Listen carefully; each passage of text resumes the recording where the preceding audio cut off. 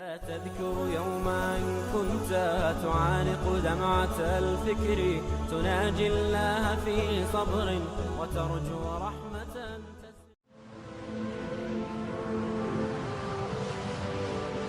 حضرت عمر رضی اللہ تعالیٰ عنہ جب ایمان لائے تو آپ نے ایک ایک کافر کے گھر کے دروازے پہ کھڑے ہو کے کہا کہ تم کمزوروں کو مارتے تھے، میں تمہیں بتانے آیا ہوں میں محمد عربی کا نوکر بن گیا۔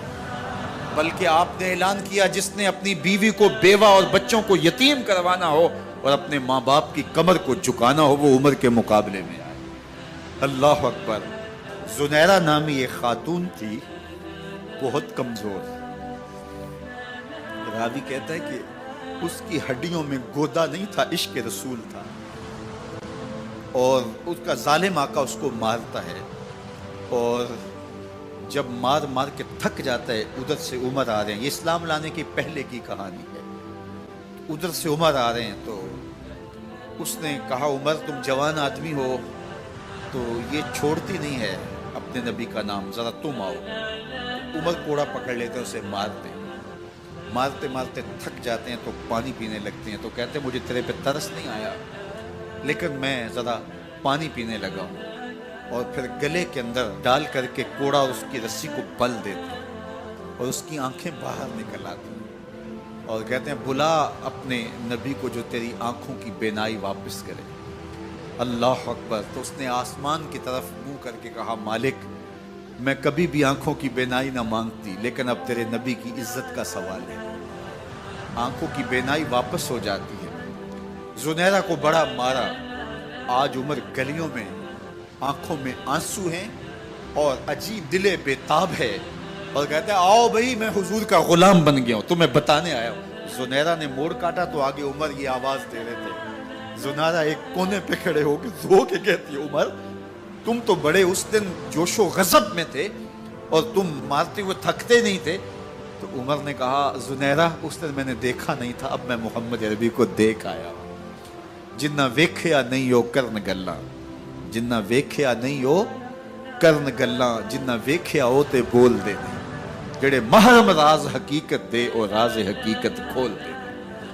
تو حضرت عمر رضی اللہ تعالیٰ عنہ ایمان لائے۔ حضرت عبداللہ ابن مسعود رضی اللہ تعالیٰ عنہ فرماتے ہیں کہ حضرت عمر کا ایمان لانا مسلمانوں کے لیے عزت کا سبب تھا، ان کا ہجرت کرنا مسلمانوں کی نصرت تھی اور ان کی خلافت مسلمانوں کے لیے رحمت۔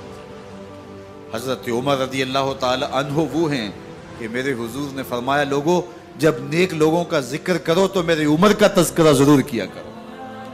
میرا عمر وہ ہے کہ جب وہ ایک سمت سے آ رہا ہو، ایک گلی اور بازار سے آ رہا ہو تو شیطان بھی آ رہا ہو عمر کو دیکھ کے راستہ تبدیل کر لیتا ہے۔ حضرت عمر رضی اللہ تعالی عنہ کی طبیعت کے اندر جو جاہ و جلال تھا، طبیعت کے اندر جو سختی تھی وہ اسلام کے اندر آ کر بھی قائم ہے، اور آپ نے وہی سختی وہی جاہ و جلال جو پہلے مسلمانوں کے خلاف تھا اب کفار کے خلاف منافقین کے خلاف حضرت عمر کی طبیعت کے اندر وہ جوش و خروش بدستور موجود ہے۔ لیکن جس دن آپ خلیفہ بنے تو اس دن آپ نے ممبر پہ چڑھ کے جو خطبہ دیا اس میں کہا لوگوں میں سخت اس لیے تھا کہ رسول اللہ نرم تھے، پھر میں سخت اس لیے تھا کہ حضرت ابو بکر صدیق نرم تھے، اب میں تخت خلافت پہ بیٹھا ہوں، اب میری سختی جو ہے وہ نرمی میں تبدیل ہو گئی، صرف فاسقوں فاجروں اور باغیوں کے لیے میں سخت ہوں، باقی تمہارے لیے نرم ہوں۔ سب سے کم جو تنخواہ بیت المال سے اگر کسی وجود نے لی ہے تو وہ حضرت عمر رضی اللہ تعالیٰ عنہ نے صرف 2 جوڑے لیتے تھے سال میں، اور راوی کہتا ہے کہ میں نے دیکھا ہے کہ اس میں بھی 17 پیوند لگے ہوتے تھے۔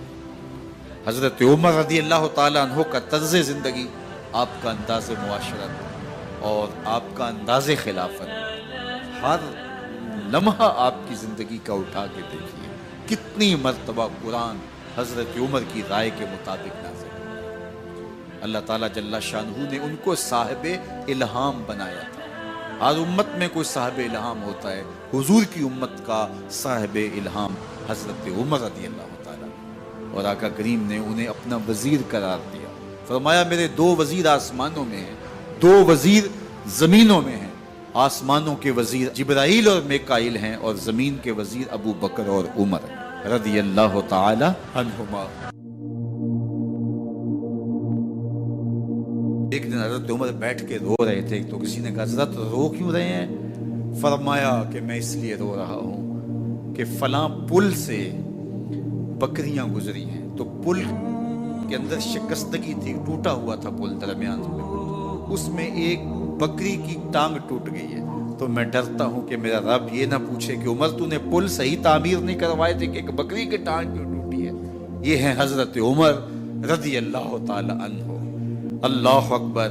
تو اللہ تعالیٰ جل شانہ نے حضرت سیدنا عمر بن خطاب رضی اللہ تعالیٰ عنہ سے جو کام لیا، مختصر دور خلافت کے اندر 10 سال 6 ماہ 4 دن آپ نے خلافت فرمائی ہے، لیکن کہاں سے چلے اور یہاں مکران تک، بلوچستان کا حصہ ہے، یہاں تک آپ کے سلطنت کی حدود وسیع، ادھر آرمینیا تک جا پہنچے، حمص فتح کیا، قادسیہ، یرموک۔ آپ ذرا دیکھیے کہ کہاں تک آپ کی فوجوں کے گھوڑے دوڑتے رہے، اور اللہ تعالیٰ جل شانہ نے ان کو جو توانائی، عدل و انصاف کی قوت عطا فرمائی۔ اللہ اکبر۔ جب زمین پہ عدل کیا ہو تو زمین بھی حکم مانتی ہے، اور حضرت عمر وہ تھے جن کا حکم ہوائیں بھی مانتی تھی، زمین بھی مانتی تھی، جن کا حکم جو ہے وہ آگ بھی تسلیم کرتی تھی اور دریا بھی ان کا حکم مانا کرتے تھے۔ مصر کے اندر یہ رسم بد جاری تھی کہ سال کے بعد ایک دوشیزہ کو زیورات پہنا کے اچھے لباس میں ملبوس کر کے دریا کی بھیڑ چڑھایا جاتا، اس کی قربانی دی جاتی، اس کا خون بہتا تو دریا چلتا۔ جب مسلمانوں نے مصر فتح کیا تو گورنر نے لکھا کہ اسلام تو اس طرح کی رسوم کی اجازت نہیں دیتا، لیکن خشک سالی ہے، لوگوں کی فصلیں ویران پڑی ہے، تو حضرت کیا کیا جائے؟ تو حضرت عمر رضی اللہ تعالیٰ عنہ کاغذ کے ٹکڑے پہ لکھتے ہیں بسم اللہ الرحمن الرحیم، مصر کے نیل کی جانب عمر کا خط لکھتے ہیں، اے نیل اگر تو اللہ کے حکم سے چلا کرتا ہے تو چل، ورنہ ہمیں تیرے چلنے کی کوئی حاجت نہیں ہے۔ اور قاصد کو کہا یہ خط لے جاؤ اور جا کے دریائے نیل میں پھینک دو۔ قاصد جا کے خط دریائے نیل میں پھینک دیتا ہے، پانی آتا ہے، ایسا دریائے نیل چلا، 14 صدیاں ہوئی ہیں آج تک کبھی بند ہی نہیں ہوا۔ دریا حکم مانتے ہیں، آگ نکلتی ہے، لوگ حضرت عمر رضی اللہ تعالی عنہ کے پاس آئے، حضرت لاوا پھوٹا ہے، آگ نکل رہی ہے اور مدینے کی طرف بڑھ رہی ہے، اب کیا کیا جائے؟ فائر بریگیڈ تو زمانے میں تھی نہیں۔ عمر نے اپنی قمیض اتاری، جس قمیض پہ 17 پیوند لگے ہوئے تھے چمڑے کے، کہا یہ قمیض لے جاؤ، جدھر آگ بڑھ رہی ہے آگے ڈھالنا، آگ پیچھے بھاگ جائے گی۔ زلزلہ آتا ہے تو زمین پہ دھرا مارتے ہیں، زمین رک جا، کیا عمر نے تیری چھاتی پہ عدل نہیں کیا ہے؟ تو یہ عمر ہیں رضی اللہ تعالی عنہ کہ جن کے انصاف کی وجہ سے، جن کے عدل کی وجہ سے اللہ تعالیٰ کی رحمات، اس کی برکات کا نزول ہوتا تھا، اور اللہ تعالیٰ نے مسلمانوں کو وہ آبرومند حکومت دی۔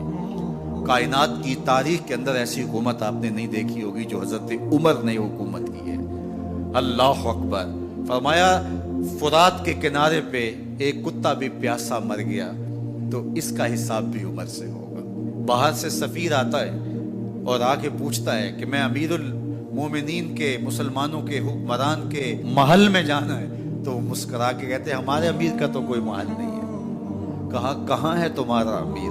کہا مسجد نبوی میں ہوگا یا بیت المال کی اونٹوں کی دیکھ بھال میں لگا ہوگا۔ وہ جب گئے تو مسجد میں نہیں ہے، اللہ اکبر، وہاں گئے تو وہاں بھی نہیں ہے۔ پھر کیا دیکھتے ہیں کہ عمر رضی اللہ تعالی عنہ جنت البقیع کے پاس ایک درخت کے نیچے اینٹ کا سرانہ رکھ کے سوئے ہوئے، تو اس نے کہا عمر تو نے عدل کیا ہے، تجھے کچی اینٹ پہ بھی نیند آ گئی، ہمارے حکمرانوں نے انصاف نہیں کیا، اور وہ بند اور محفوظ کمروں کے اندر بھی سکون اور چین کی نہیں سو سکتے۔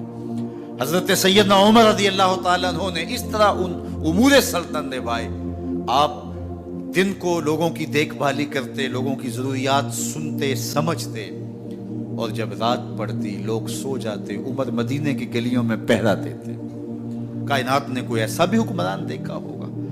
اللہ اکبر۔ وہ مجاہد جو مختلف محاذات پہ گئے ہوئے ہوتے، ان کے گھروں کی دیکھ بھالی کرتے، ان کی ضروریات کا خیال رکھتے، ان کی آبرو کا پہرا دیتے۔ راتوں کی تنہائیوں کے اندر حضرت عمر اٹھتے اور جا کے گشت کرتے، چکر لگاتے، دیکھتے کوئی آنکھ پر نم نہ ہو، مفلسی کا کسی گھر میں ماتم نہ ہو۔